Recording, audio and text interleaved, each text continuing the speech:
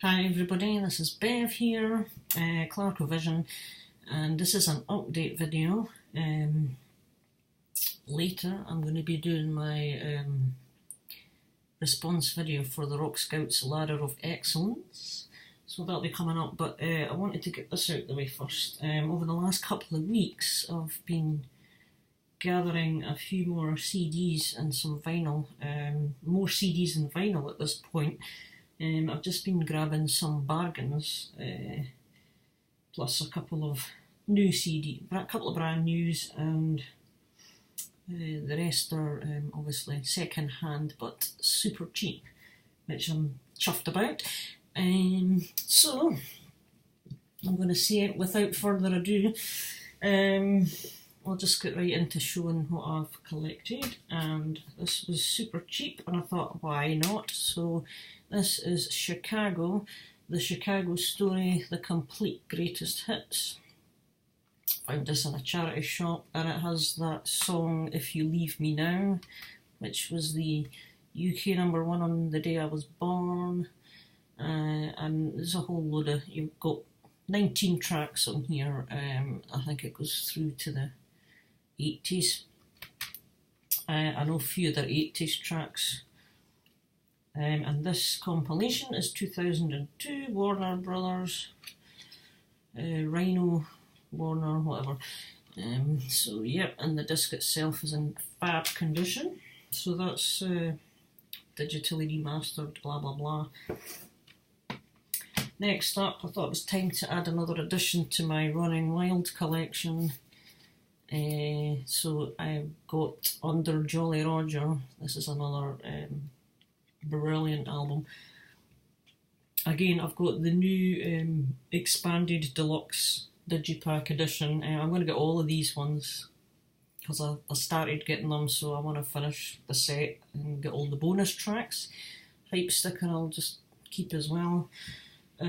So Under Jolly Roger, the deluxe edition has a 2-disc set. You get the album and you get bonus tracks, and you get with all of these you get a fold out booklet with sleeve notes, and this one's kind of very pirate treasure-esque in its artwork. There's the 2 discs.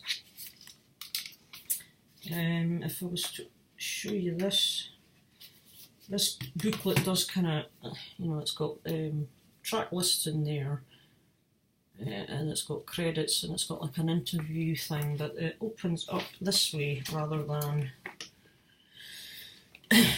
the standard book format. So that's kind of like an interview with Rock and Rolf, telling you about the history round about this time, this album. And on that side you've got some sort of pirate-esque treasure map type thing. So this was conducted by Malcolm Dome in October 2016, this interview. But it's a great album. Obviously the title track, Under Jolly Roger, is a beauty. So another one, thrilled to add that to my collection. And I spotted surprisingly on eBay reasonably cheap Under Jolly Roger. It's an early original pressing. I don't think it's the first pressing. I think this is maybe like a second press. But because the price was fairly decent, it wasn't the cheapest, but it wasn't the dearest either, because I've seen original pressings for Running Wild really quite dear. So it is a 1987 press on Noise. And this one is made in France by MPO. You've got your old compact disc blurb here that you kind of got in the 80s when CDs were new.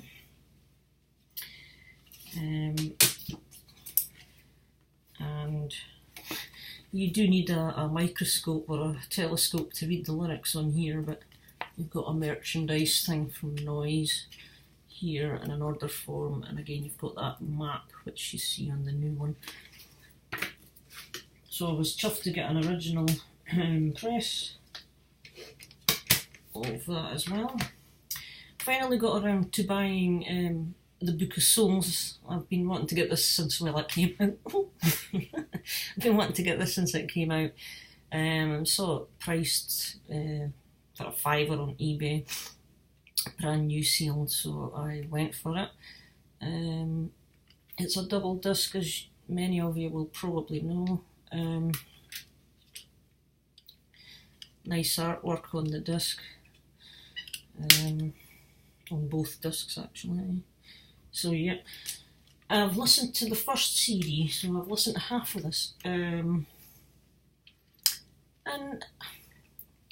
I wasn't super overwhelmed or wowed or anything by it. It was okay, but I feel some of the songs sound very much influenced by other stuff that they've done earlier.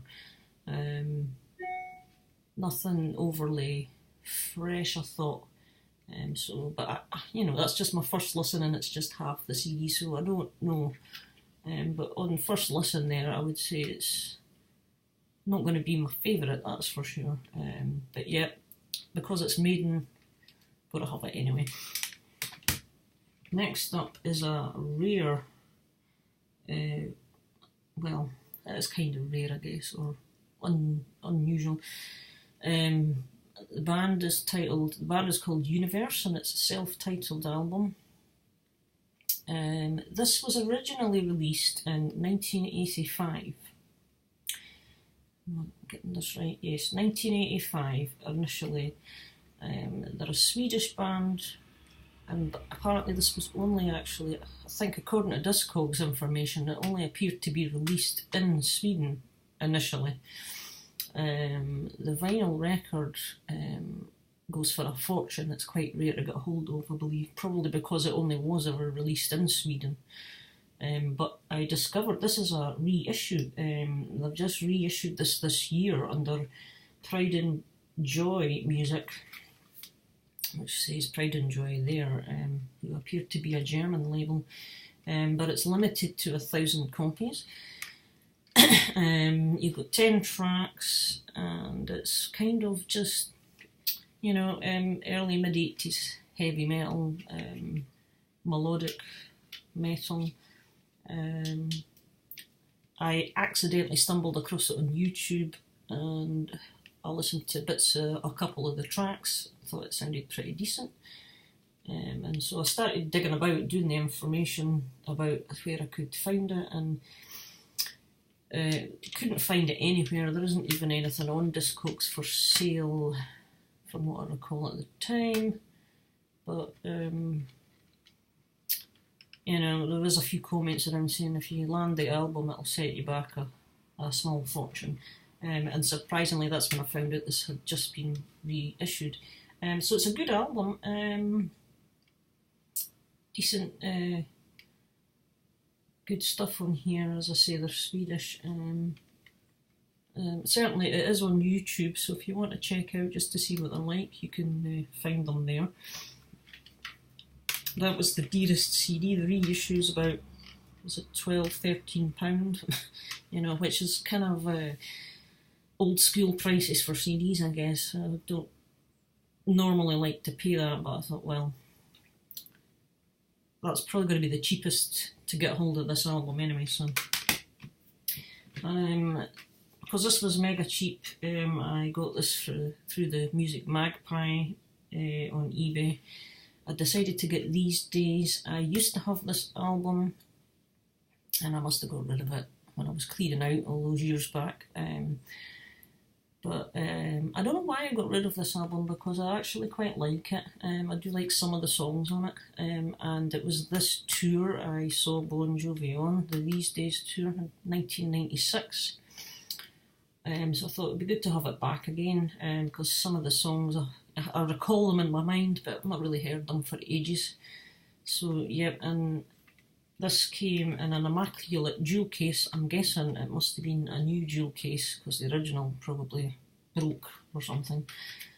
So yeah, this is the original 1996 press, and it's probably kind of the furthest I went up with Bon Jovi, although I do have the Crush Tour DVD. I don't have the album, but I have the DVD for the Crush Tour.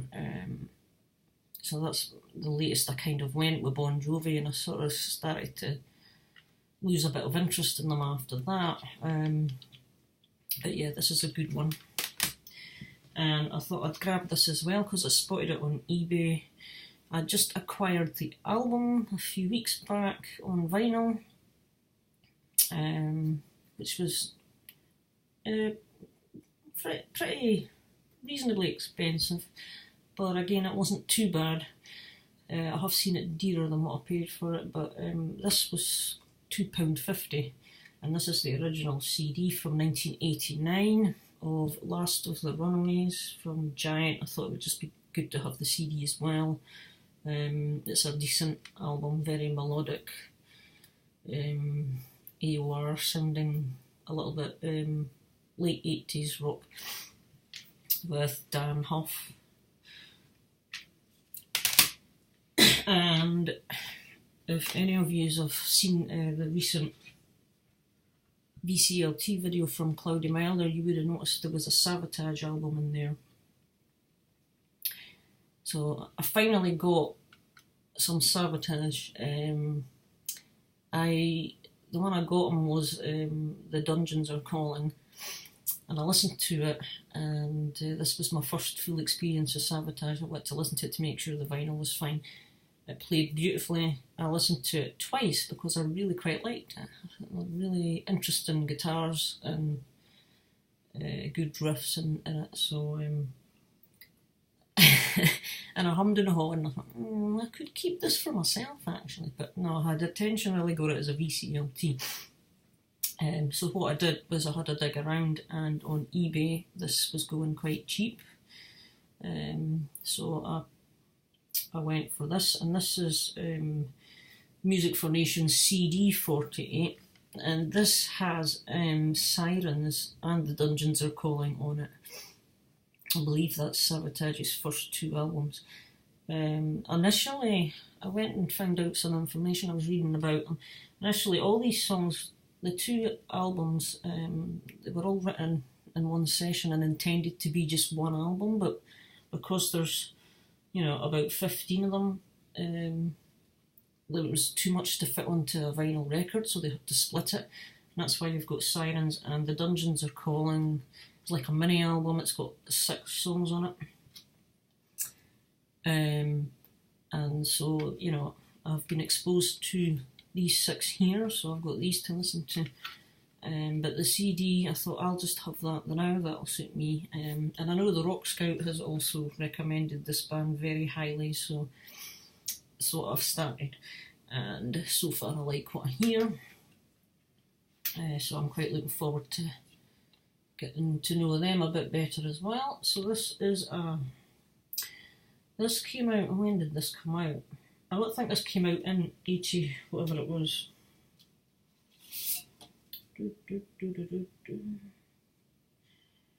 Doesn't have a date on the actual disc. I don't know if it has but I think this was a slightly later release. I think this came out in the 90s, this. I know there's a much more recent Digipack reissue of these 2 albums out at the moment. But this I think was a late 90s CD. So, but it doesn't actually have the date. I have to find that out. So yeah, that is the CDs. I got 4 albums. Again, the Rock Spout inspired me on this one as well. I was hunting around looking at Pat Benatar, and this cost me 49p off eBay. It's in amazing condition. And this one is Wide Awake in Dreamland. Is it 1988? Yes it is, and it has the killer opening track all fired up. But it has obviously, other cool tracks, and well, Pat Benatar, she's brilliant. She's one of my favourite female vocalists. I like her voice. I also like the guitar work of Neil Girardo. Inner Sleeve is immaculate as well. The vinyl itself, pages, it's on Chrysalis or Chrysalis, whatever it's known as. So I was chuffed to get hold of that.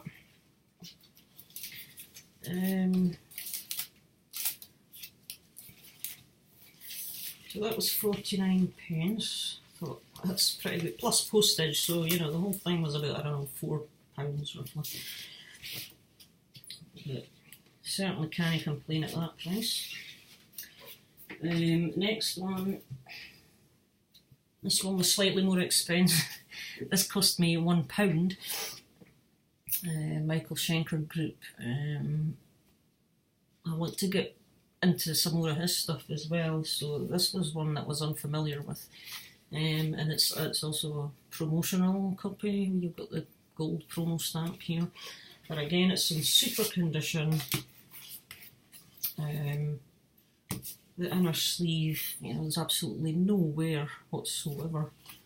It's in crispy condition, and the record itself is on the chrysalis label again. Yeah. So, you know, the record's beautiful. So, very happy to get those at those prices. And the next one I got is another album by another sort of not very well known band. Just bear with me while I get this thing back. In fact, I'll do it later. The next band, it's kind of like Universe in a way, in that I don't know a lot about them. Now I think, could be wrong again, but I think they also hail from Sweden. This is Alien, and it's a self-titled album. It's their debut. This came out in 1988 on Virgin Scandinavia. Now, the initial pressing, I think, was only released, I could be wrong, but I think from the information I looked at, it was initially only released in Sweden, and then it went further out. It is a debut, and it's really good 80s traditional kind of hard rock metal. There's 5 members of the band in here. The lead vocalist was a guy called Jim Jidhead, or Jidhead. I'm really not sure how it's pronounced, but it's probably wrong in my case. But that's the lead vocals there, and really strong sounding voice. We have a keyboard in here, but it's not overly keyboardy. Sorry, the inner sleeves in here as well. Just wanted to keep it. So you've actually got 12 tracks on here. So there's 6 on each side. And the band, I think they went to California to record this album over there. Tracks on side B, except for the opening track on side B, which is only one woman. Interestingly, the songwriting credits for this are Gibb, and Gibb, so I don't know if that means it was written by the Bee Gees initially, and these guys recorded it. That's the only one. The rest is all kind of a collaboration of the band and other songwriters.